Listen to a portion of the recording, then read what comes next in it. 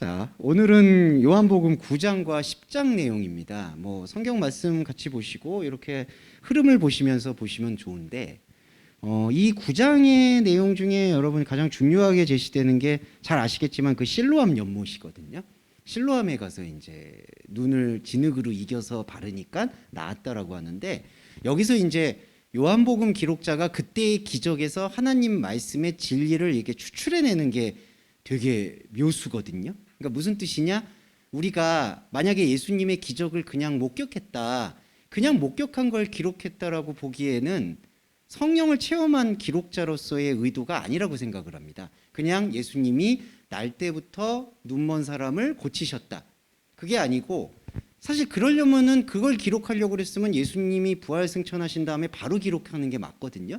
근데 이게 꽤 시간이 지난 다음에 이걸 기록했다라는 그 이유는 성령을 체험하고, 그리고 성령을 통해서 성령의 생각으로 구약에 대한 내용들을 다시 들여다보고, 그리고 마지막으로 예수님 기적을 보니까 이거는 그냥 단순한 기적을 하시는 게 아니구나라는 것을 깨달았다는 거죠. 그러니까 우리도 그 스케줄을 따라서 묵상을 할 의무가 있습니다. 그 의무 중에 하나가 이거예요. 지금 이 사람이 날 때부터 눈이 멀었다라는 개념입니다. 그럼 여러분, 이게 중요한 게, 날 때부터 눈을 멀었다라고 했을 때에는 지금 이 보이는 현상을 그대로 보는 게 아니잖아요. 그러니까 태어날 때부터 보지 않았다라는 거죠, 현상을. 그러면 그 사람이 생각하고 있는 하늘, 그 사람이 생각하고 있는 땅, 사람, 이거는 사람이 이렇게 현상계에서 보고 있는 익숙해진 것과는 전혀 다르다라는 개념을 볼 수가 있습니다. 그래서 제가 이 영적인 핵심을 말씀드리면, 예수님이 왜 날 때부터 눈먼 사람을 생명으로 고치셨느냐, 이거는 눈먼 사람을 고친 기적에 집중하시는 게 아니라 진짜 봐야 될 게 무엇인지를 강조하셨다는 거예요.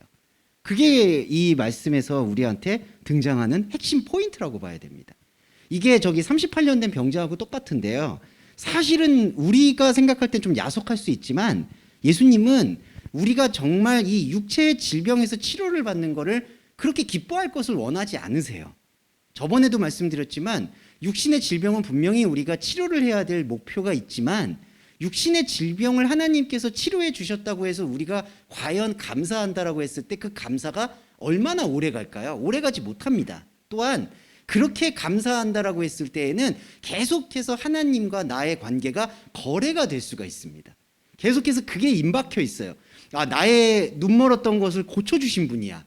나의 38년 된 병자를 고쳐주신 분이야. 그러니까 예수님께 감사하더라도 계속 그 부분을 밑거름 삼아서 감사하게 된다는 거죠. 그러면 예수님이 진짜 원하시는 하나님과의 우리의 접붙임이 요원해지는 거예요. 사람의 생각은 원죄의 굴레가 있기 때문에 그렇게 간단하지가 않습니다. 그 감사도 마음에 품고, 그리고 하나님을 진짜 만나면 되겠지, 그게 아니에요.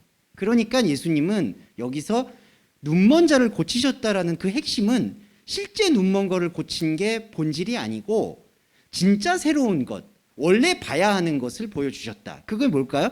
하나님의 진리를 보여주셨다라고 볼 수가 있는 거죠.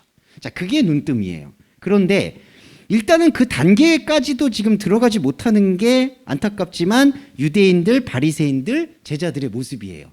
제자들은 그냥 일단 내가 모시고 내가 모든 거를 베팅한 나의 메시아가 기적을 베푸니까 좋은 거고요.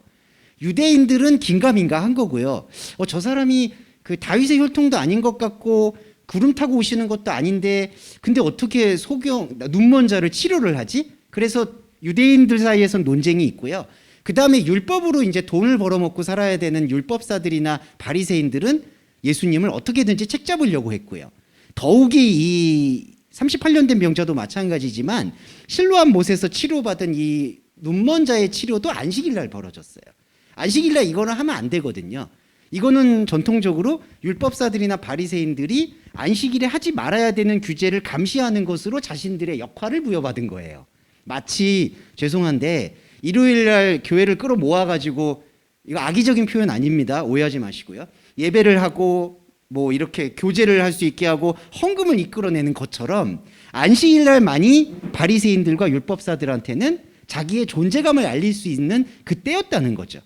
그러니까 안식일날 아무것도 하지 말라는 걸 감시하는 게 그들의 역할이었는데, 예수님이 그걸 깬 거예요. 그러니까 바리새인과 율법사들은 예수님을 극렬하게 지금 반대하고 있는 입장입니다. 자, 세 가지예요. 제자들은 예수님이 기적을 베푼 것 때문에 그저 좋고, 유대인들은 긴가민가하고, 바리새인들은 자신들의 밥그릇을 뺏기는 것이 두렵기 때문에 극렬히 반대하고 있고. 자, 요거 세 가지 상황입니다. 그러면 여러분 이 세 가지 상황에서 진짜 예수님의 말씀을 듣는 부류는 하나도 없어요. 네. 지금 제가 앞에서 말씀드렸던 예수님의 진짜 관심사는 영의 눈을 뜨게 하는 건데, 거기에 관심 있는 거는 심지어 제자들도 이 관심이 아니었다는 거죠. 자, 그 상황 속에서 이 24절이 등장을 한 겁니다.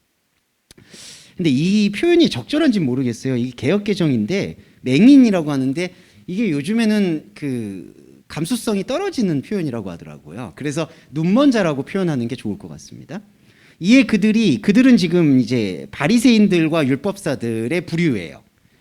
맹인이었던 사람을 또 불러요. 부모님한테도 물어봤고 뭐 다 했어요. 이거 어떻게 고쳤냐? 안식일날 왜 고쳤냐? 그랬더니 부모들도 이제 출교가 두려우니까 이제 당사자한테 떠넘긴 상황이거든요.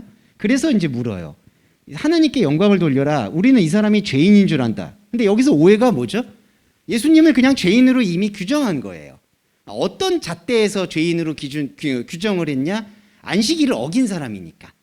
그러니까 이게 지금 표면적으로 지금 죄인으로 이미 규정을 한 상태죠. 그랬더니 이 눈먼 사람은 뭐 성령을 체험했는지 체험하지 않았는지는 중요하지 않은데, 요한이 이제 눈먼 사람과의 대화에서 뽑아내는 핵심은 이거예요.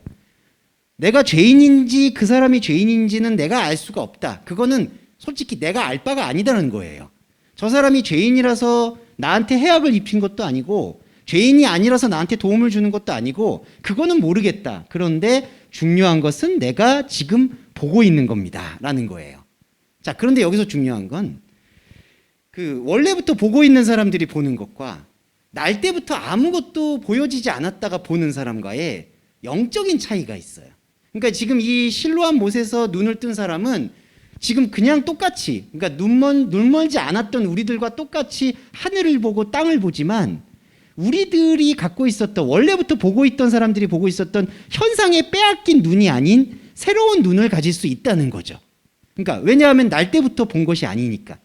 이게 중요한 거예요. 그러니까 이 현상적으로도 이 맹인이었던 분은 눈을 봤지만, 이게 우리한테 익숙해진 하늘, 땅 이런 사물을 보는 눈만이 아닐 수 있다는 거죠. 그러니까 이게 여러분 우리의 모델인데요. 우리도 눈을 다시 뜨는 작업을 하는 거예요. 그러니까 눈에 보이는 교회, 눈에 보여 있는 땅, 눈에 보여 있는 가족, 이거를 계속해서 보고 있었거든요. 그런데 예수님은 그거를 다시 원형, 당신의 시간 속으로 돌려세워서 당신의 시간 속에서 다시 보게 만들어 주신다는 거죠. 영적인 생명으로. 이제 그게 여기에 문떠 있다고 보시면 좋을 것 같아요. 내가 눈먼 자로 있다가 지금 보고 있습니다. 자, 이렇게 봤는데 여기서 그냥 현상적인 논쟁이 벌어져요. 26절에서 예수님이 그 사람이 너한테 뭘 했냐? 어떻게 너의 눈을 뜨게 했냐? 이걸 자꾸 물어봐요. 근데 모르죠, 이 사람은, 당사자가. 어떤 능력이나 어떤 효험을 발휘한 게 아니니까. 그래서 27절에서 이런 표현을 하는 거예요. 내가 말을 했는데 듣지 않고 왜 또다시 들으려고 합니까? 당신들도 그의 제자가 되려 합니까? 그랬더니 발끈해서 너나 그의 제자를 해라. 우리는 모세의 제자다라고 얘기를 합니다. 근데 중요한 거는 29절에 이런 얘기를 해요. 하나님이 모세에게 말씀하신지는 알겠는데 이 사람이 어디서 왔는지 우리는 알지 못하겠다.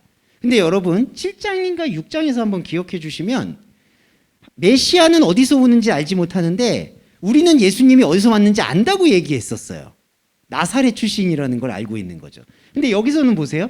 우리는 이 사람이 어디서 왔는지 알지 못한다라고 얘기해요. 이것도 이미 모순이 있는 거예요. 그러니까 이게 무슨 뜻이냐면요. 이 사람이 예수님이 어디서 왔는지 알지 못한다라는 거는 이 사람이 모세한테 배운 것도 아닌 것이 같고 율법을 제대로 모르는 것 같고 우리들의 전통을 지키지 않은 것 같다라고 생각을 하니까 어디서 왔는지 알지 못한다는 거예요.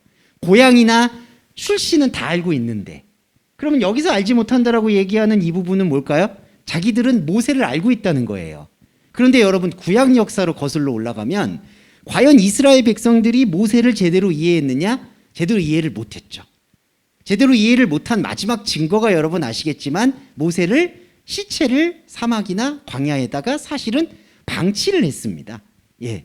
근데 되게 모순인 거 아시죠? 뭐 야곱이나 그 조상들의 뼈는 어떻게든지 추스리려고 그렇게 노력했던 사람이 자기들의 민족을 완전히 출애굽시킨 사람은 은근히 의도적으로 시체도 안 찾으려고 했던 거예요. 그게 뭐냐? 뭘 얘기하느냐? 모세가 하나님을 경험했잖아요. 하나님을 경험하고 우리가 흔히 말하는 제사법이나 여러 가지 사회법들을 만들었거든요.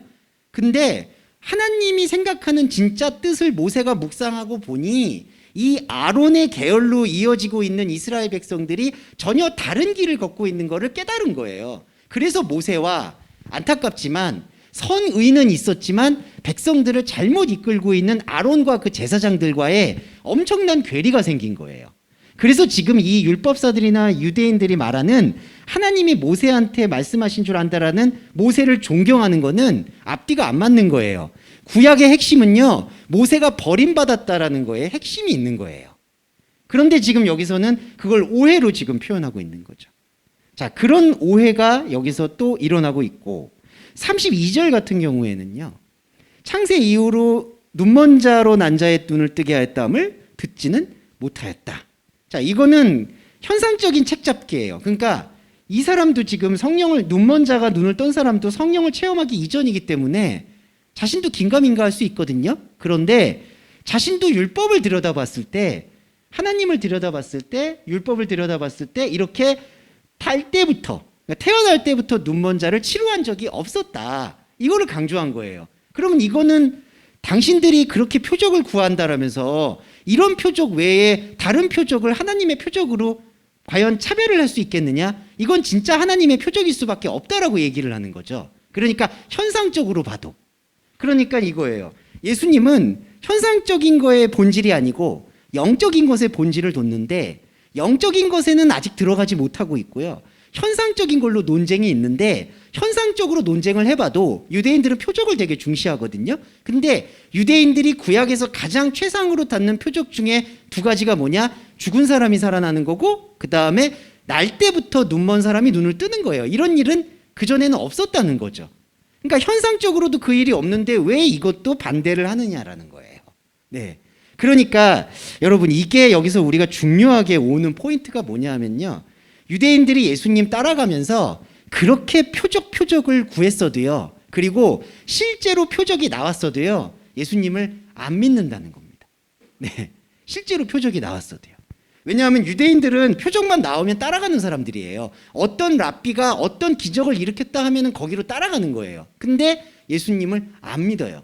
자, 이거는 중요한 부분에서 경종을 울리는 게 오늘날 우리들도 예수님의 제자된 삶을 살아야 됩니다. 예수님의 십자가를 져야 됩니다. 라고 여러 가지 은사와 표적을 구하는 게 사실입니다. 기도를 통해서. 이 감정적인 변화도 사실은 표적 중에 하나예요. 그런데 여러분 이런 거예요. 하나님 나한테 있는 현상을 어떤 식으로든 치유해 주세요. 그러면 나는 하나님을 절대로 믿을 수밖에 없습니다. 당신을 떠날 수가 없습니다. 이렇게 호언장담하는 것 자체가 안타깝지만 죄성이라는 거예요. 예. 그러니까 예수님이 이렇게 표적을 보여줬어요. 창세로부터 눈먼 자를 눈을 뜬 적이 없다라고 되어 있고 실제로도 없어요. 근데 그게 나타났어요.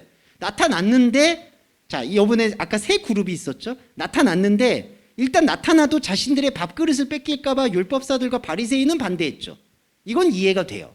근데 긴가민가 하는 사람과 제자들은요, 이런 기적을 통해서 열광적으로 예수님을 믿었어요. 예수님 믿었죠? 근데 어떻게 됐나요? 예수님 십자가에 못 박히실 때 이 사람들 다 도망갑니다.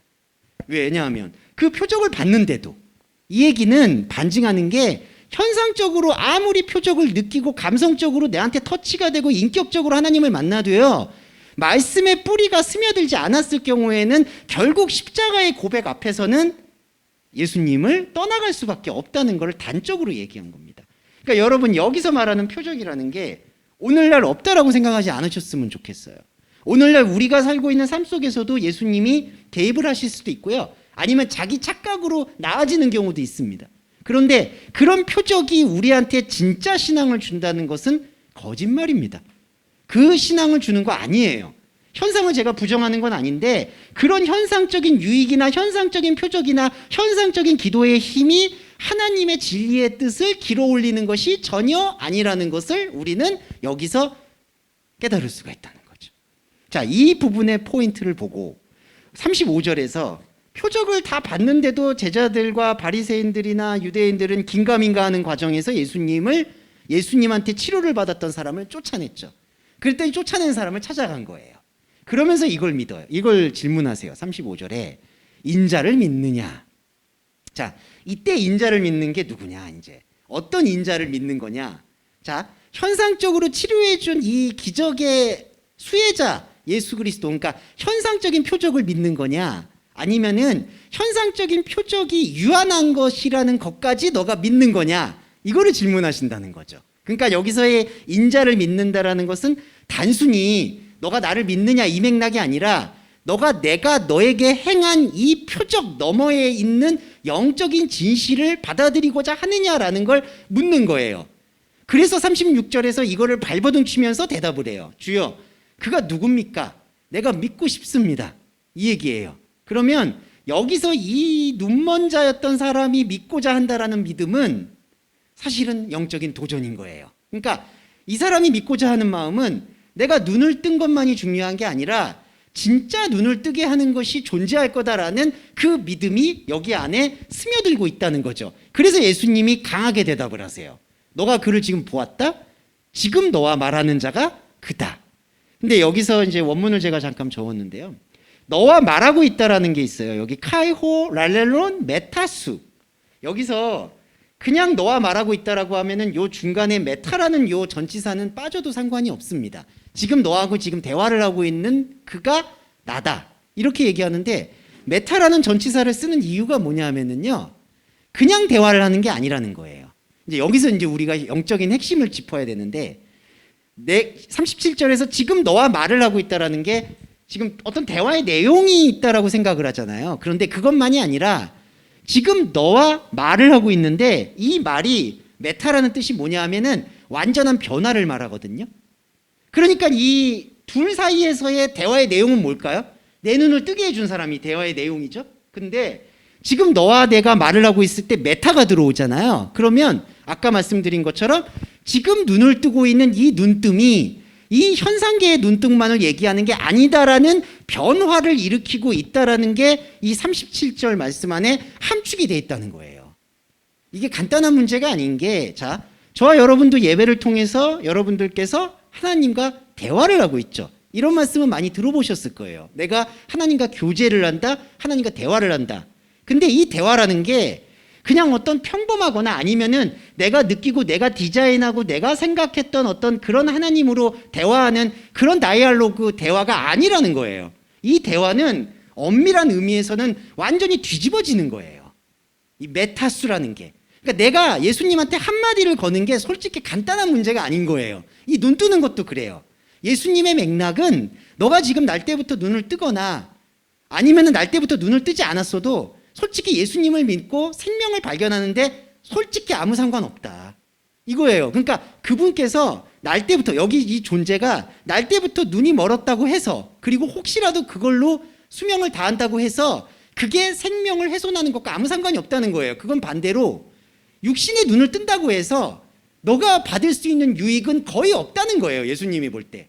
이거는 되게 엄밀한 진단인 게 솔직히 생각을 해보세요. 이분이 날 때부터 눈을 멀었다가 지금 떴잖아요.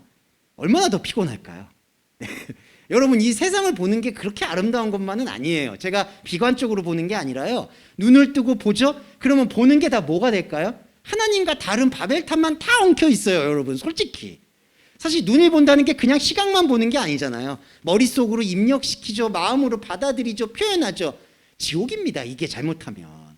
그러니까 예수님이 여기서 눈을 떠준 게 기쁨이 아닌 거예요. 이때 눈을 떴다라는, 그러니까 핵심을 읽어야 되는 게 바로 메타수 랄론이라는 거죠. 우리가 예수님하고도 대화를 한다는 거는 이런 영적 대화라는 게요, 무슨 뭐 신령하고 신비적이고 초월적인 게 아니라 말씀을 앞에 두고 이 말씀을 통해서 내가 지금까지 보고 있었던 것이 하나님과 전혀 상관없는 것을 보고 있었다라는 것을 철저하고 통렬하게 깨닫는 과정이 지금 너와 말하고 있다라는 거죠. 이게 대화라는 거예요. 이 대화가 아니면요, 그건 대화가 아닙니다. 그냥 죄송한 말인데 자기가 생각하는 신하고 대화하는 거에 불과한 거예요. 자, 그 표현을 하면서 38절에 절한다라고 되어 있는데 이거는 좀 부적절한 번역이 됩니다. 절이 아니라요. 이게 바로 프로시코마이라는 단어예요. 프로시코마이라는 단어는 여러분 좀 익숙하실 거라고 봐요. 예배라는 뜻입니다. 그러니까 이게 뭐냐? 주여 내가 믿습니다. 카이 프로시코마이. 그러니까 믿음이라는 것과 예배라는 것을 같이 본 거예요. 대등 접속사를 써서. 그러면 이때 말하는 이 사람의 믿음과 예배는 뭘까요? 이제 내 현상에 눈을 뜬 것에만 만족하고 머무르는 게 아니라 내 안에서 영적인 생명으로 들어오시는 하나님 당신의 의미를 이제는 찾아가고 알아가겠습니다라는 영적인 결단이라는 거예요. 그러니까 단순히 이렇게 엎드려서 절한 게 아니라 알아가고 싶습니다라는 자기 마음을 밝힌 게 요 절았다라고 번역된 프로시케마이라는 거죠. 네. 자, 이게 있어요. 내가 믿습니다 하고 절을 했다. 자, 이 표현을 보면서 여기서 이제 요거 부분들을 조금 설명드리고 우리 좀 쉬는 시간 가질게요. 예수님이 이렇게 표현합니다. 내가 심판하러 이 세상을 왔으니, 그럼 여기서 예수님이 심판인데, 제가 지난번에 말씀드릴 때 예수님의 주요 목적은 심판이 아니잖아요. 근데 여기서 심판이라고 얘기하는 거는 뭐냐면 우리를 위해서예요. 뭐냐? 우리 안에서 이 심판이라는 게 구별이란 뜻이거든요. 또 하나는, 자, 내가 이 세상에서 구별할 것을 보여주겠다라고 지금 제시하는 거예요. 우리도 이제 의무를 받은 거예요. 우리가 구별을 해야 될 게 뭐가 있는가? 세상은 우리니까. 자, 우리의 세상 안으로 예수님이 뭔가 하나를 구별하시려고 해요. 그게 뭐냐 하면 보지 못하는 자들은 보게 하고 보는 자들은 눈먼 자가 되게 하려 합니다. 이 표현이에요. 자, 이게 어떤 복음이냐 하면요. 풀어드릴게요. 보지 못한 자들을 보게 하죠. 근데 자, 중요한 게 이거예요. 자, 보지 못하고 있는데 봐요. 이게 좀 표현이 약간 난센스인데 잘 들어주세요. 보지 못하고 있었다. 근데 이게 전제가 되는 게 지금 날 때부터 소경이었던 분이 치료를 받았죠. 자, 중요한 거예요. 보지 못하고 있다는 게 이 전제를 버려야 돼요. 저걸 봐야 되는데, 내가 이걸 봐야 되는데 이걸 못 보고 있어. 그래서 눈을 떴어. 그래서 이걸 봤어. 아, 기쁨이야. 이런 보지 못하는 게 아니라는 거예요. 그러니까 원래 봐야 될 게 있는데 그걸 보지 못하고 있었는데 예수님이 보게 했다. 현상적인 거. 그게 아니라요. 본다고 믿고 있었던 거. 아, 저걸 봐야 돼. 예, 이해되시죠? 저걸 느껴야 돼. 저걸 반드시 봐야 돼. 그거를 보여주신 게 아니라 그렇게 봐야 된다라고 생각하는 것을 지우고 진짜 새로운 것을 보여주신다는 거예요. 그러니까 보지 못하는 자들을 보게 한다는 건 원래 봐야 될 건데 그걸 못 보고 있어서 안타까우니까 그걸 보여주겠다는 게 아니에요. 현상적인 건. 현상적인 착각을 지우고 진짜 봐야 될 것을 보여주신다는 거예요. 이거예요, 여러분. 그러니까 원래부터 나는 세상 사람들하고 어울려서 세상에서 정말 아름다운 것들을 보고 싶었어. 근데 지금 그걸 못 봐. 그랬는데 그거를 보게 해준 거가 아니라 그 진짜 아름답고 보고 싶어. 여러분, 천국에 대해서 우리 디자인돼 있고 환상돼 있고 그런 거 많잖아요. 하나님을 느낄 때 아버지는 이런 분일 거야. 아버지는 나한테 이래야 될 거야. 다 이런 거 있죠. 근데 그거를 보여주시는 거냐? 그게 아니라 그게 잘못 본 거라는 거예요. 그건 나와 아무 상관이 없다는 거예요. 그걸 보여주시는 게 아니라 진짜 우리가 솔직히 한 번도 경험하지 못했었던 하나님 자리에 있었던 영적인 생명을 보여주겠다는 거예요. 그러니까 우리가 원래 봐야 되는데 못 봤던, 선악과에 얽매인 상태에서 봐야 되는데 못 봤던 걸 충족시키는 봄이 아니라 그것과는 상관없는 보여주는 것이 영적인 제시라는 겁니다. 영적 제시. 근데 여러분, 이게 안 기뻐요. 이게 왜 안 기쁘냐? 자, 우리가 이 원죄에 둘러싸이는 우리가 항상 보고 싶은 게 있잖아요. 그렇죠? 그러면 우리가 이런 거 실로암 듣고 여러분 들을 때 항상 듣는 느낌이 뭐죠? 정말 막 아름다운 거, 막 젖과 꿀이 흐르는 거, 이런 걸 보고 싶잖아요. 예수님이 그걸 보여주신다고 생각하는 거예요. 근데 예수님이 그건 안 보여주시고 전혀 다른 걸 보여주세요. 이게 구약의 만나 개념인데 뜨뜻미지근한 거예요, 이게. 그러니까 왜냐하면 내가 지금까지 다 욕망했던 감정들이 있는데 이것과는 전혀 다르게 뭐 이런 거죠. 만약에 이제 죄송해요, 제가 속물적이라 제가 하나님한테 무슨 차를 선물 받고 싶어, 벤츠 같은 거, 죄송해요, 이런 브랜드를 얘기해서 죄송한데, 근데 하나님이 갑자기 전혀 폄하하는 거 아닙니다. 어디서 조그만 티코 같은 차를 보여주신 거예요. 이제 차도 아니야, 세발 자전거 같은 거야. 그러면 이게 어떻게 될까요? 이걸 봤는데 별로 안 기쁜 거예요. 그럼 예수님만 막 혼자 흥분된 거예요. 너 봤지 지금? 이거 너무 기쁘지 않니? 왜냐하면 세상에 쓰임새가 없으니까. 이 보는 게 별로 유익이 없어 보이니까 기쁘지가 않는 거예요. 근데 이 뒤에 복음이 중요해요. 보는 것들을 보지 못하게 만든다는 거예요. 이게 뭘까요? 아까 욕망으로 보고 싶어 하는 거, 욕망으로 갖고 싶어 하는 거, 보암직하고 먹음직한 거, 그거를 지워버리겠다라는 거예요. 그러니까 이게 과정인 거죠. 자, 내가 지금까지 디자인했던 하나님이 지워지는 게 십자가의 복음이라면, 그렇게 지워지고 난 다음에 우리가 알지는 못하고 있었고 감각은 부족했지만 영적인 생명, 원래 하나님께서 교제하고 싶었던 진짜 생명이 보여진다는 거죠. 그래서 고난이라는 게 뭐냐 하면, 이걸 지워지는 거는 쓰라리고요. 왜 내 입에서 쓰다, 배에서 달다, 뭐 이런 표현도 있잖아요. 내 외부에서 보이는 것들이 다 지워지니까 쓰디 쓴 거고, 그런데 반대로 완전히 새로운 것이 들어오니까 처음에는 생소하고 낯설고 이게 뭔 소리야 이런데 점점 이게 강해지면은 이제는 하나님을 진짜 알게 되는 생명 교제가 일어나게 된다는 거죠. 그러니까 39절 안에서도 십자가와 부활이 그대로 나와 있다라고 생각하시면 되겠습니다. 그랬더니 40절에 바리새인들이 이렇게 질문하죠. 우리도 눈먼자인가? 그랬더니 예수님이 탄식을 하면서 이렇게 얘기를 해요. 너희들이 눈먼자라고 얘기하면 죄는 없다. 왜 그럴까요? 우리가 고백해야 되는 게 눈먼자를 고백해야 되는 거예요. 우리는 예수님의 진리에 대해서 진짜 인간의 노력으로는 볼 수 없습니다. 그걸 고백해야 되잖아요. 그러면 죄가 사해지겠죠. 근데 이게 아니잖아요. 너희들이 눈먼자라고 고백을 하면 죄가 없는데 본다고 말하니까 그 죄가 여전히 너희들을 지배하고 있다라는 그 뜻입니다. 본다고 하는 거. 그래서 자, 실로암 이야기를 정리를 해보면요. 실로암 연못에서 날 때부터 눈먼자라는 개념은 이 현상 세계를 봐야 되는데 보지 못하는 안타까움에 있던 사람이 아니에요. 오히려 그분은 태어날 때부터 눈이 멀었기 때문에 그냥 자신이 생각하는 디자인대로 살아도 오히려 낫을 거예요. 그런데 그 처음부터 눈먼자의 그 눈을 뜨게 하세요. 그러면 이게 표적인데, 이 예수님의 표적이 어디에 무게중심이 있느냐? 현상적인 표적이 아니라 바로 영적인 새로운 것을 보여주기 위한 전초 작업이었다는 거죠. 그래서 이 눈먼 사람이 눈을 떴을 때 자기가 눈을 떴다는 거, 현상적인 눈을 떴다는 게 기쁜 게 아니라 나는 진짜 하나님을 알고 싶습니다라고 얘기한 게 아까 기도하고 믿고 절한 거, 예배했다는 거죠. 그 예배를 통해서 진짜 영적인 세계로 들어가게 되면 무슨 고백이 일어나느냐? 내가 지금까지 알아왔거나 내가 익숙하게 길들여져 왔던 봤다라고 하는 것은 보지 못하고 고백하는 게 정확한 거고, 이거는 봐야 되는 게 아닙니다라고 고백을 하는 게 정확한 거고, 진짜 하나님이 보여주시는 영적 생명이 보지 못한 자들을 보게 하는 진짜 눈뜸이다. 여기에 우리가 이 9장의 핵심이 있다라고 생각을 합니다. 네, 그렇기 때문에 반대로 얘기하면 본다고 말하는 이것, 그러니까 이거는 어떤 형태로든 종교 행위가 돼도 이 죄에서 벗어날 수가 없다는 거예요. 자, 이거는 간단하지만 어려운 문제는 우리가 지금까지 알고 있었던 하나님, 우리가 지금까지 알고 있었던 예수님의 상 이미지가 사실은 말씀의 다림줄과 이렇게 빗대어 봤을 때 어느 것 하나 맞아떨어지는 게 솔직히 없어요. 없어야 돼요. 그리고 그게 바로 예수님 말씀의 핵심이 될 것 같습니다. 자, 이 부분까지 저희가 좀 나눴고요. 좀 쉬셨다가 좀 10장 내용 살펴보도록 하겠습니다. 자, 그러면 이제 다시 한번 두 번째 시간 가져보겠습니다. 원래 이 두 번째가 좀 길어가지고 제가 이게 항상 시간 조절이 좀 놓쳐요. 앞에 거를 조금 하고 이제 뒤에 거를 많이 해야 되는데 오늘은 특별히 그런데, 그래서 한번 여러분 같이 10장 얘기를 살펴보도록 하겠습니다.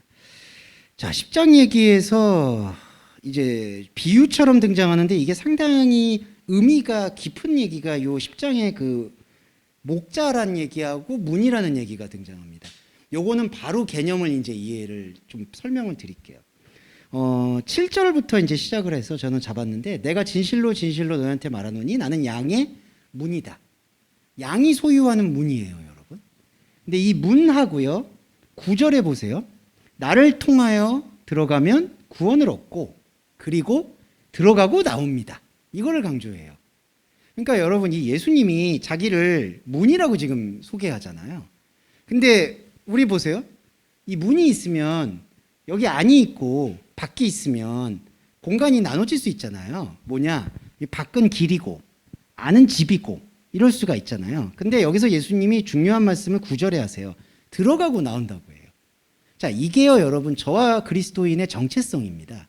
그러니까 이 문이요, 어디로 들어가서 이렇게 안식을 하는 게 아니라 이때 문이 하나의 숨구멍이라고 생각하시면 돼요. 들고 나오는 게 여러분 들숨 날숨 아시죠? 우리 숨 쉬는 게 내뱉고 들이마시고 호흡이잖아요. 이 문이 어떤 목적이 있어서 들어가는 통과가 아니라요, 이 문이 들고 나올 수 있는 하나의 숨구멍이란 뜻이에요. 그러면 이게 뭐죠? 7절에서 예수 그리스도가 나는 양은 우리를 상징하는데 우리들이 소유할 수 있는 숨구멍이다. 예수님이 그 얘기를 한 거예요. 숨구멍. 네. 그리고 동시에 11절에서 나는 선한 목자다라고 얘기를 합니다. 그런데 자, 양의 개념에서요, 목자를 따라가잖아요. 목자를 막 따라가죠. 그러면서 목자가 인도하는 대로 가죠. 그런데 지금 예수님은 두 개를, 자기를 뭐라고 두 개를 밝혔냐면은 하나는 양의 문, 하나는 목자라고 해요. 그리고 또 하나 중요한 게 11절에 양을 위하여 목숨을 버린다라고 하는데, 이거는 티뎀이라는 단어는 뭐냐면 양들에게 이 푸시케, 이 나의 숨을 내어놓는다는 뜻이 있어요. 자, 이 얘기를 종합해 보면 뭐냐면요, 예수님이 내 목자가 돼서 뭐 성도님을 이렇게 인도하고 끌고 가는 개념이 아니라 예수 그리스도가 목자가 돼서 성도님 안으로 들어가서 성도님이 하나님과 숨을 쉴 수 있도록 푸시케, 생명의 숨을 내어놓는다는 개념이에요. 예수님이. 그러니까 목자가 돼서 밖에서 이렇게 끌고 가는 게 아니라 예수님이 스스로 목자이자 문이 돼서 성도님 안으로 들어가서 성도님이 들고 나오면서 하나님을 만나고 나를 느낄 수 있도록 숨구멍을 열어주는 게 이 표현의 핵심이라는 겁니다. 그래서 목숨을 버린다라는 개념이 조금 아쉬운 번역이, 버린다라는 개념이 아니라 자기의 숨을 우리한테 함께 나눠준다라는 개념이에요. 네. 그러니까 양을 위해서 목숨을 버리거니와 이러니까 반대로 도둑질하는 것들은 목숨을 안 버린다 이렇게 이해를 되는데, 그게 아니라 새로운 숨을 우리들한테 허락을 한다라는 개념이 여기에 핵심 포인트라고 보시면 되겠습니다. 자, 10장에서 예수님의 정체성이에요. 그러니까 예수님은요, 처음부터 끝까지 내가 하나님과 만날 수 있도록 하는 그 역할 이상도 이하도 안 하는 존재예요. 그러니까 완전히 이타적이기 때문에 저는 이분이 구원자라고 확신하는 거예요. 그러니까 예수 그리스도는요, 자기가 없어요. 예. 자기 자신이라는 게 없어요. 그분의 존재의 목적은 내 안에 들어와서 하늘의 미랄이 돼서 생명의 숨을 쉬게 만들어서 나와 하나님이 들고 나올 수 있게 하는 거예요. 또 하나, 들고 나온다라는 개념은요, 나는 하나님과 하나지만 나는 또 하나님과 다르다는 것을 유일하게 느낄 수 있는 존재라는 뜻입니다. 들고 나오는 게. 하나님 안으로 들어갔을 때 하나님과 나는 하나예요. 그러면 이걸 신이라고도 표현합니다. 그런데 하나님으로부터 나왔을 때에는 나는 철저히 하나님이 아니에요. 나는 하나님일 수가 없어요. 그거를 고백을 한다는 거죠. 들고 나오는 것. 하나님과 하나고 하나님과 다른 것을 느낄 수 있도록 그 문을 유일하게 열어주는 게 바로 그 숨구멍이신 그리스도 예수라는 거예요. 자, 그리고 8절에서 나보다 먼저 온 자는 절도요 강도다라고 얘기하는데, 여러분 이렇게 따지면 구약에 온 선지자들도 다 절도요 강도란 얘기예요. 나보다 만약에 시간적으로 먼저 왔다는 거. 그러면 시간적으로 먼저 온 사람들이 얼마나 많아요. 모세 있죠, 아브라함 있죠, 다윗 있죠, 이사야, 선지자 다 있죠. 그럼 그 사람들 다 절도요 강도란 얘기냐? 그게 아니죠. 여기서 나보다 먼저 왔다는 게 시간으로 먼저 왔다라는 게 아니라 그리스도라는 하나님의 유일한 독생자의 숨구멍이 아닌 다른 숨구멍을 이용하고 있는 게 다 절도요 강도라는 뜻이에요. 네. 자, 절도요 강도라는 게 누군가의 것을 뺏는다는 얘기도 있고요. 또 하나는 누군가와 관계를 맺어서 자신을 증명하는 걸 얘기합니다. 좀 어렵지만 들어주세요. 이게 절도와 강도라는 뜻은, 자, 예수님을 숨구멍으로 이해하잖아요. 그러면 예수님을 숨으로 이해하고 문으로 이해한 사람은 다른 사람이나 다른 어떤 이미지를 지렛대 삼아서 하나님을 안 믿어요. 그냥 내 안에 예수 그리스도의 숨이 있으니까 내 안에 진리가 있잖아요. 이게 어떤 다른 종교의 진리 표현이 아니라 우리 안에 예수 그리스도의 생명을 느껴지면 다른 지렛대를 이끌어가지고 하나님을 믿으려고 안 한다는 거예요. 그런데 절도와 강도라는 건요, 절도와 강도는 여러분 뺏는 것도 있지만 빼앗긴다는 개념도 있는 거예요. 그러니까 뺏고 빼앗기는 거는 뭐죠? 항상 관계가 지렛대가 있어야 돼. 하나님을 믿으려면 뭔가 내가 지렛대가 있어서 가야 되는 거예요. 그러니까 그거를 절도와 강도라고 얘기한 거고요. 한 번 더 강조라는 게 뭐냐면은 사꾼을 강조해요. 근데 여러분 여기서 사꾼이라고 얘기했는데 되게 나빠 보이는 것처럼 보이지만 그렇지가 않아요. 이건 나쁘고 좋고의 문제가 아니라 사꾼이라는 거는 돈을 받고 일을 해주는 사람이에요. 이게 나쁜 게 아니죠. 인간의 거래 관계예요. 그런데 그리스도를 믿는 사람에게는 이 거래라는 고리가 끊어져야지 하나님의 생명이 비로소 보인다는 거죠. 그러니까 사꾼과 절도와 강도라는 거는 내 안에 들어오신 예수 그리스도를 찾아서 하나님과 하나 되고 하나님과 내가 다르다는 것을 다른 어떤 관계가 아닌 걸로 고백할 수 있는 믿음이 아니라 반드시 다른 어떤 대상이나 관계를 잡아 끌고 와서 그 관계를 지렛대 삼아서 하나님을 믿으려고 하는 상태가 사꾼, 절도, 강도라는 겁니다. 네. 자, 이리와 양이 나오죠. 자, 사꾼과 절도와 강도 안에서는 어떤 현상이 벌어지냐면 내가 이 관계를 지키려고 해요. 이 관계, 하나의 어떤 관계가 있습니다. 그럼 이걸 지키려고 할 때 수많은 것들이 희생이 돼야 돼요. 이거를 지키려고 하면. 왜냐하면 이 관계만 있는 게 아니라 또 다른 관계들이 있죠. 그러면 우리는 끊임없이 선택을 해야 돼요. 내가 이 관계를 지키려고 하기 위해서 이걸 자르고 이걸 자르고. 근데 여러분 이 관계를 맺었는데 이 관계의 대상이 나를 실망시켜요. 결정적으로. 그러면 또 다른 대상을 찾겠죠. 그러면 또 대상을 찾으면 또 대상 때문에 또 다른 걸 또 끊어내야 돼요. 희생을 계속 강요해요. 이러고 끝나는 겁니다. 자기 안에 아버지의 숨구멍은 하나도 관심이 없고 그냥 다른 대상에서 관계를 맺어서 하나님 나 사랑해 주세요. 사랑하고 있죠. 라고 얘기하고 굳히고 장구치다가 끝나는 거예요. 그래서 여기서 이리가 나오잖아요. 그리스도를 진짜 느끼죠. 그리스도가 양의 문이 되죠. 그러면 여러분 양이 어디로 따라가야 되죠? 따라가는 게 없는 거예요. 목자가 안으로 들어왔잖아요. 이게 가장 주체적인 거예요. 그러니까 목자가 밖에서 너 여기 따라와 하면서 종 두드리면서 우리가 우르르 따라가는 게 아니라 목자이신 그리스도가 문이 돼서 내 안에 들어왔잖아요. 숨구멍이 돼서. 그러면 내가 그리스도를 힘입어서 하나님과 1대1의 관계로 숨을 쉬는 거예요. 어디 가는 게 아니죠. 그런데 만약에 예수 그리스도를 내 안에 문과 숨구멍으로 이해 안 하고 너 어떻게 감당 못해요. 그러면서 그분을 밖으로 밀어내요. 그리고 목표를 삼아요. 그리고 내가 뭔가 열심히 해요. 그럼 쫓아가겠죠? 쫓아가면은 반드시 이리가 등장을 하는 거예요. 왜냐하면 이렇게 관계를 맺었으니까. 심지어 자기가 밖으로 밀어댄 예수님이 이리가 되는 거예요. 왜냐하면 나한테 잘하면 복을 주고 못하면 저주를 받는 대상으로 예수 그리스도가 전락을 해버린다는 거죠. 여기서 핵심은요 이거예요. 그분이 목자인데 우리가 알고 있는 목자라는 개념은 따라가야 되잖아요.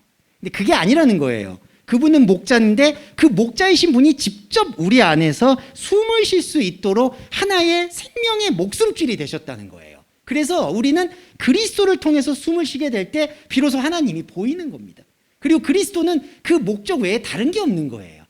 그러니까 나를 밖에서 인도하고 이끄시는 게 아니라는 거죠. 이게 핵심이 됩니다. 그리고 또 하나 16절이 본질적인 거예요. 이 우리에 들지 아니한 다른 양들이 있다. 자, 우리에 들지 않은 다른 양을 주석이나 해석을 할 때에는 유대인들이 아니라 이방인들이라고 해석하는 경우가 있어요. 그런데 이 여기서의 핵심은 사실은 이 우리가 예수님이 볼 때에는 진짜 양이 아니라는 겁니다. 이 우리라는 거는 현상적으로 지금 예수님을 보고 있잖아요. 이게 아까 표적도 그렇지만 현상적으로 예수님을 만났을 때 그 표적 신앙이 언제라도 필연적으로 끊어질 수밖에 없죠. 그런데 지금 이 우리는 그러니까 현상 세계에 묶여있는, 현상 예수님에 묶여있는 우리예요. 실제로 이 단어도 아울렛이에요. 아울렛이라는 단어예요. 아울렛 여러분 많이 들어보셨죠? 예, 그 시장, 아울렛, 이 우리. 그런데 예수님이 말씀하시고 싶은 것은 이 표적 신앙인 우리가 아닌 이 우리, 이 아울렛을 떠나가 있는, 이게 다른 양이고, 예수님 비유 중에 99마리 양 말고 한 마리 양이 있죠. 그 한 마리 양을 말하는 거예요. 99마리 양이 믿음을 가졌다는 양은 착각이에요. 그거는 99마리 양은요 100마리가 되려고 노력하는 율법주의를 얘기하는 거고요. 한 마리, 산으로 도망간 한 마리가 예수님이 원하시는 진짜 복음의 본질이라는 거죠. 그래서 16절에서 우리에 들지 아니한 다른 양이 바로 그리스도인이고 우리라는 겁니다. 이게 우리 자신. 그래서 내가 인도해야 될 거다. 이때 인도도요 여러분 끌고 가는 게 아니에요. 음성을 듣는 거예요. 이때 음성이 뭐죠? 내 내부에서, 내 마음에서, 내 영적인 세계에서 들리는 소리예요. 밖에서 들리는 소리가 아니라. 네, 밖에서 들리는 소리를 들으셔야 될 이유가 하나도 없습니다. 이제 우리 안에서 무슨 수행이나 참선의 깨달음이 전혀 아니라 내 안에 하나님이 없음을 고백하는 그 말씀의 관통을 통해서 예수 그리스도가 직접 내 안에 문이 돼서 내가 그리스도를 통해서 하나님을 만나고 하나님을 만나서 밖으로 나오고 그 숨구멍이 열리기 시작하는 게 바로 선한 목자의 개념이다. 이렇게 보시면 될 것 같고요.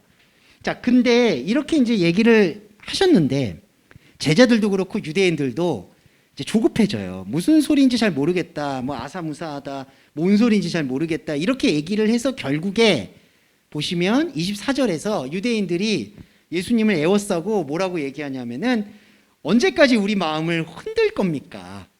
그리스도여든 밝히 말씀하소서 이렇게 얘기를 합니다. 근데 예수님이 밝히 말을 안 한 게 있나요? 솔직히 다 하셨어요. 근데 여기서 이렇게 얘기하는 건 뭐냐 하면은 딱 하나예요. 그냥 당신이 메시아인 걸 밝히고 그리고 더 강한 표적으로 이 땅의 왕이 돼달라는 거예요. 근데 예수님이 그렇게 왕이 될 때 어떻게 될까요? 아까 그거예요. 9장에서 말씀드렸던 우리들이 생각하는 진짜 보고 싶어 하는 것을 충족시켜주는 분밖에 안 되는 거예요. 여러분, 예수님이 그렇게 되면은 우리가 예수님을 왜 믿어요? 믿을 이유가 없습니다. 그런 것들을 잘라내라고 보는 게 복음이라는 거죠. 그런데 24절에 유대인들은 제자들이 비겁한 게요.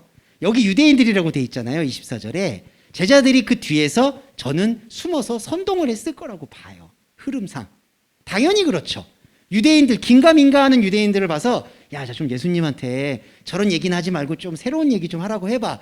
그렇게 찔릴 거라고 봐요. 이게 흐름이에요. 그래서 밝히 말하고 얘기를 해요. 그래서 예수님이 여기서부터 또 성격이 나와. 이제 또 언성이 올라가요. 이제 보시면 요한복음에서 제일 화를 많이 내시는 것 같아요.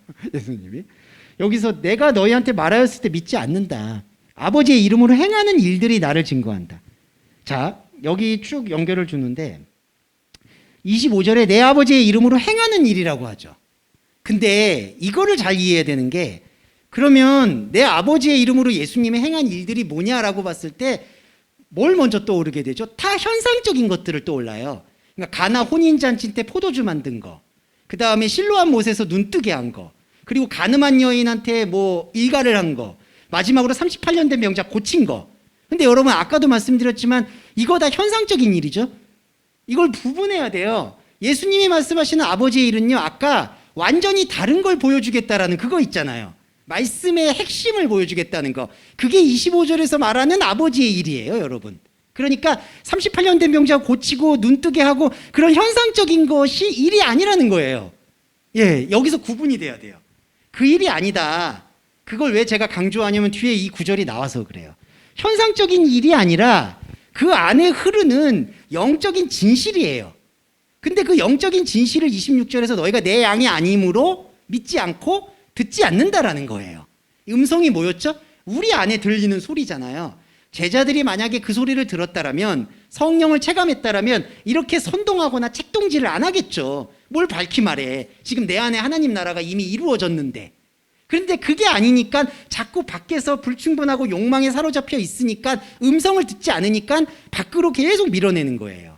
자, 여기 잘 들어주시면 25절에 아버지의 이름으로 행하는 일은 영적인 진실이라는 거죠. 이 눈에 보이는 병자를 고치신 게 아니라 이걸 구별하셔야 돼요. 그러면서 근데 그 영적인 일에 대해서는 듣지 않는 거예요. 그리고 이게 있어요. 자, 영적인 일에 귀 기울여야 되겠죠? 그러면 아까 말씀드렸듯이 현상세계에서 다 보는 것들이 있었잖아요. 보암직하고 먹음직하고 이쁘고. 여러분, 여기서 이리가 들끓겠죠. 그러니까 여기가 뭔가 진주가 있고 재산이 있으니까 이리들이 있고 절도하고 강도가 있겠죠. 근데 아까 말씀드렸듯이 진짜 영적인 진실이 갖고 있는 하나님의 손길 속에는 그게 관심이 있을까요? 관심 없어요, 여기는. 그러니까 이거예요. 28절에 내 손에서 빼앗을 자가 없다. 네. 그리고 29절 보세요. 내 아버지는 만물보다 크매 아버지 손에서 빼앗을 수가 없다. 자, 이 얘기의 흐름이 뭐냐면요. 만물보다 크다는 게 아시겠지만 만물보다 더 위대하다는 얘기가 아니라요. 만물의 관심사와 상관이 없대. 만물의 차원과 다르대. 만물이 뭐죠? 있음직하고 보암직한 욕망이 있는 곳이에요. 근데 그 욕망이 있는 곳이 아닌 곳에 아버지가 생명을 펼쳐놨다는 거예요. 그러니까 손에서 빼앗길 수가 없죠. 빼앗기지가 않죠. 이 얘기는 막 이리가 있고 사자가 있어서 빼앗으려고 하는데 아버지가 힘이 세셔가지고 지켜준다는 얘기가 아니라 여기는 이리가, 늑대가, 사자가 할 관심을 갖지 않는다는 거예요. 이런 게 여러분 다니엘 사자굴이고요. 이게 에녹이 죽음을 보지 않는 거고 바로 그 맥락이 여기서 담겨 있는 거예요. 자, 이 얘기를 흐름을 보시고 이 결정적인 부분을 말씀을 드릴게요. 자, 이 얘기를 하신 다음에 예수님이 제일 정확한 걸 밝히세요. 나와 아버지는 하나다. 어디서 하나일까요? 자, 만물에 여기 인간이 지금 사로잡혀 있는 욕망 속에서 하나가 아니에요. 여기서 하나가 아니라 여기서 하나라는 거죠. 생명. 그럼 여기서 하나는 있죠? 그러면 예수님이 지금 아까 양의 문이라고 하셨잖아요. 여기서 하나라고 얘기하는 건요, 다 그때 듣고 있는, 지금도 말씀을 듣고 있는 나한테 해당하는 말이에요. 아, 내가 예수 그리스도를 통해서 하나님 아버지와 하나가 되었구나. 그러면 여러분 여기에 무슨 충돌이 있나요? 그러니까 이 하나라는 거는 다른 사람들이나 다른 관계가 범접할 수 없는 하나예요. 비교할 수도 없고 비교되지도 않아요. 이거 하나예요. 그런데 왜 유대인들이 돌로치를 하죠? 이게 완전히 동상이몽이라는 거죠. 예수님은 내가 너희들 안에서 하나의 미랄이 돼서 떨어져서 하나님과 너희들이 중매제가 될 수 있다. 내가 너희들의 중매제가 돼서 하나님과 너가 직접 만나는 거다. 이 직접 만나는 생명의 끈은 만물이라고 얘기하는 보암직하고 타락한 그 만물이 더 이상 관심을 갖지 않기 때문에 온전한 천국이라는 거예요. 온전한.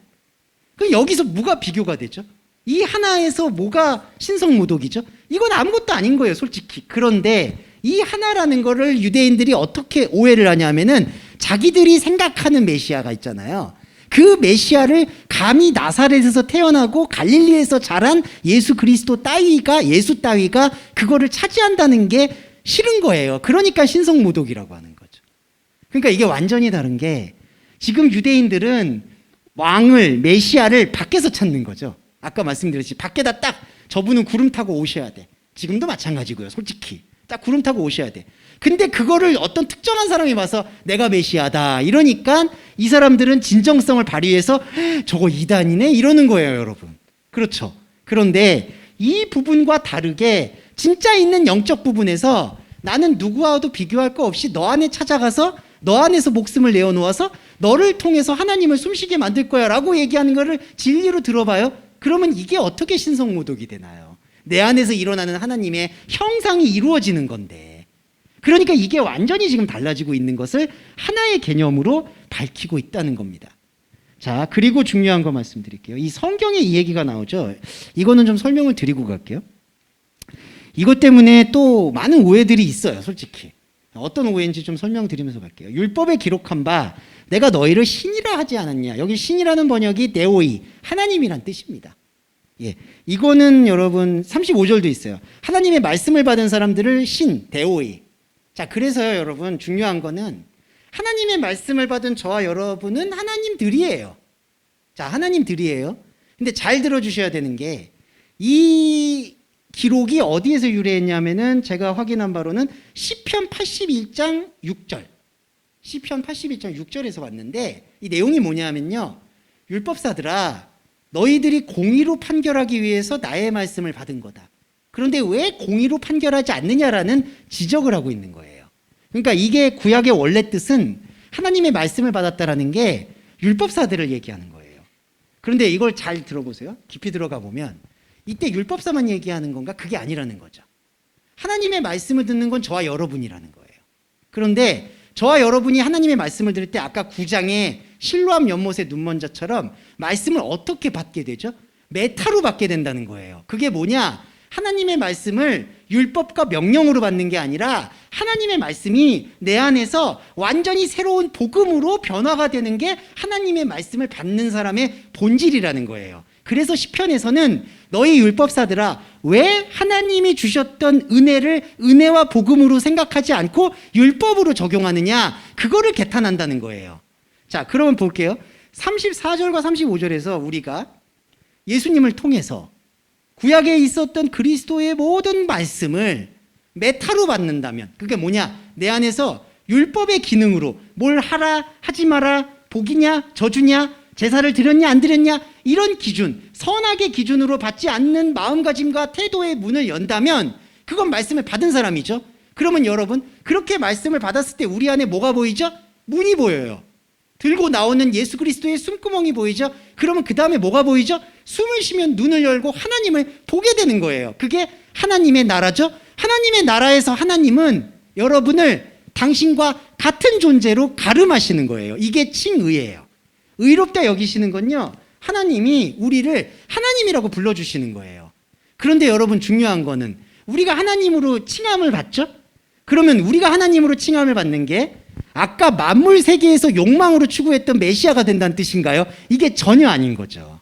그러니까 이게 착각하시는 분들이 많은데, 어떤 분들은 또 어떤 이론은 또 오바를 해서 내가 신이다, 이제 말씀을 깨달았기 때문에 신이다, 이렇게 얘기하시는 것은 말도 안 됩니다. 왜냐하면 내가 말씀을 깨달았을 때 신이다라는 그 사람의 문장에는요, 이렇게 하나가 되는 영적 원리가 있는 게 아니라 저 밖에서 야, 저 사람은 정말 산신령 같아, 저 사람은 교주 같아, 신 같아, 그렇게 생각하는 신이라는 거죠. 그 신이 아니라는 거죠. 여기서는 하나님의 말씀을 받는 사람은 하나님이 맞는데, 이 하나님이 어떤 하나님이냐, 누구하고 비교하고 누가 바벨탑을 세우고 구름 타고 오고 이런 신이 아니라는 것.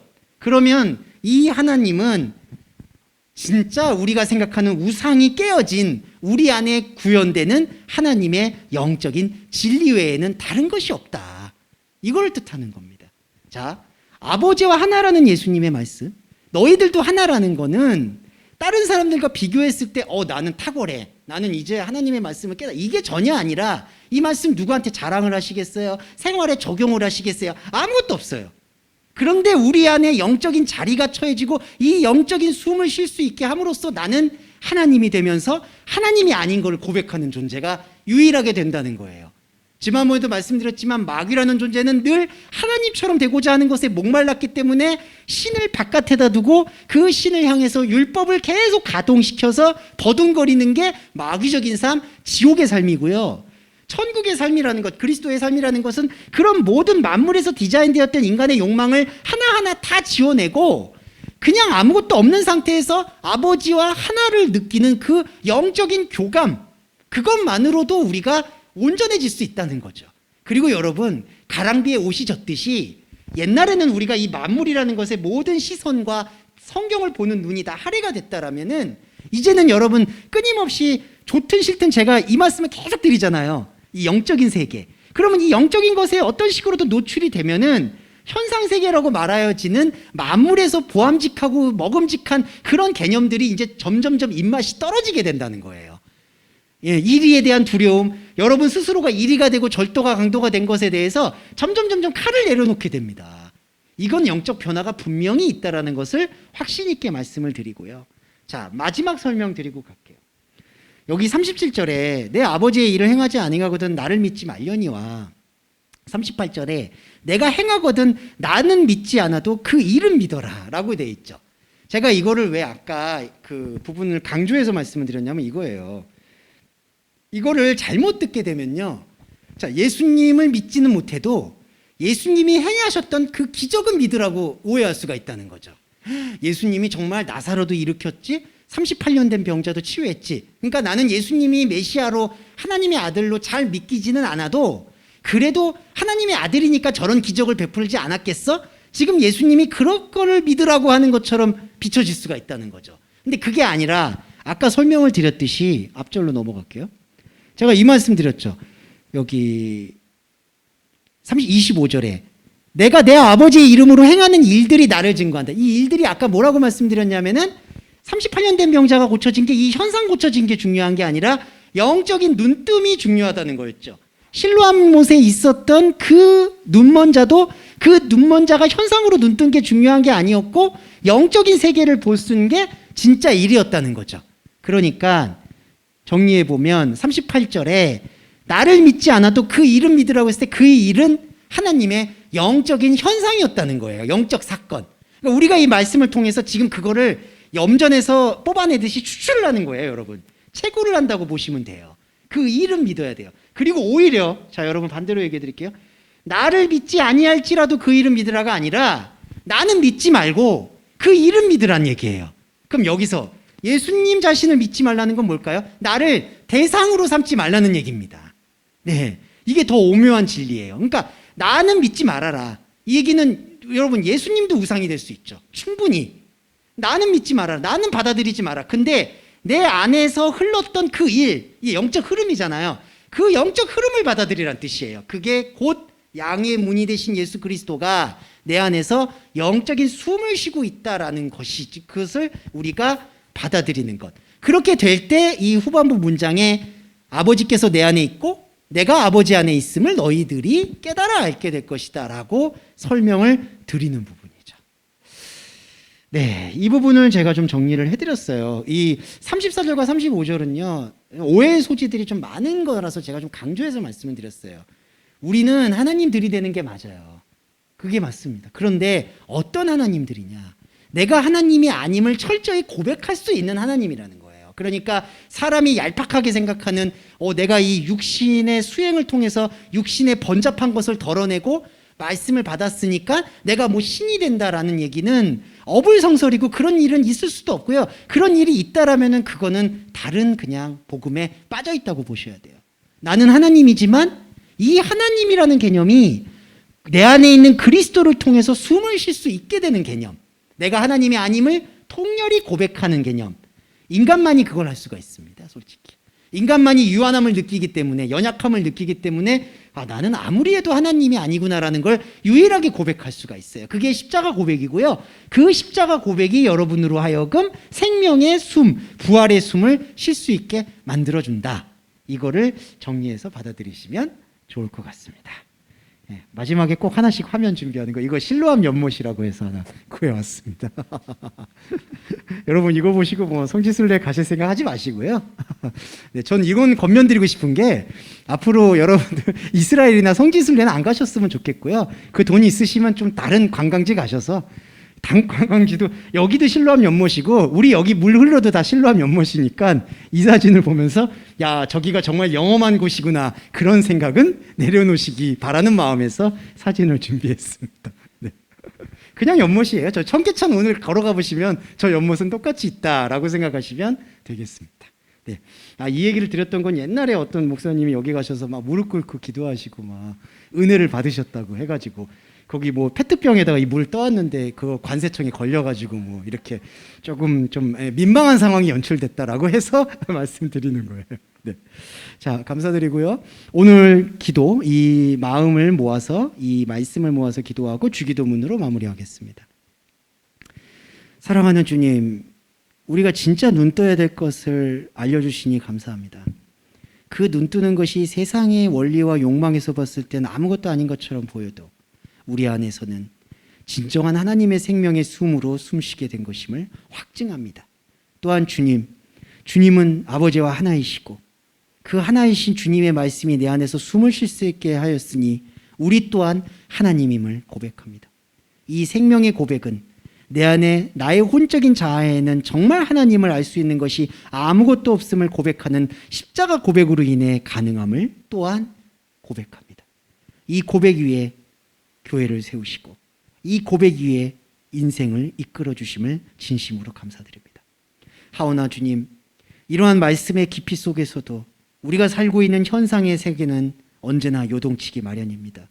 관계의 어려움, 경제적 어려움, 그리고 건강의 어려움이 우리가 하여금 하나님의 말씀에 집중하지 못하도록 할까 두렵습니다. 바라옵기는 하나님의 약속을 존중하여 주셔서 어려움이 겪고 있는 모든 일들을 최소화할 수 있도록 허락하여 주셔서 저희 동서말씀교회 교회 여러분들이 하나님의 은혜와 사랑만큼은 더더욱 깊이 알아갈 수 있도록 시간과 환경과 여건을 배려해 주시기를 간절히 소원합니다. 이 소원이 기복신앙적 기도가 아니며 세속적 기도가 될 수 없음을 또한 엄숙히 고백하며 우리 주 예수 그리스도의 이름으로 기도드립니다. 아멘. 주기도문 함께 하겠습니다. 하늘에 계신 우리의 아버지여, 이름이 거룩히 여김을 받으시오며 나라에 임하옵시며 뜻이 하늘에서 이루어진 것 같이 땅에서도 이루어지이다. 오늘날 우리에게 일용할 양식을 주옵시고 우리가 우리에게 죄 지은 자를 사하여 준 것 같이 우리의 죄를 사하여 주옵시고 우리를 시험에 들게 하지 마옵시며 다만 악에서 구하옵소서. 대개 나라와 권세와 영광이 아버지께 영원히 있사옵나이다. 아멘.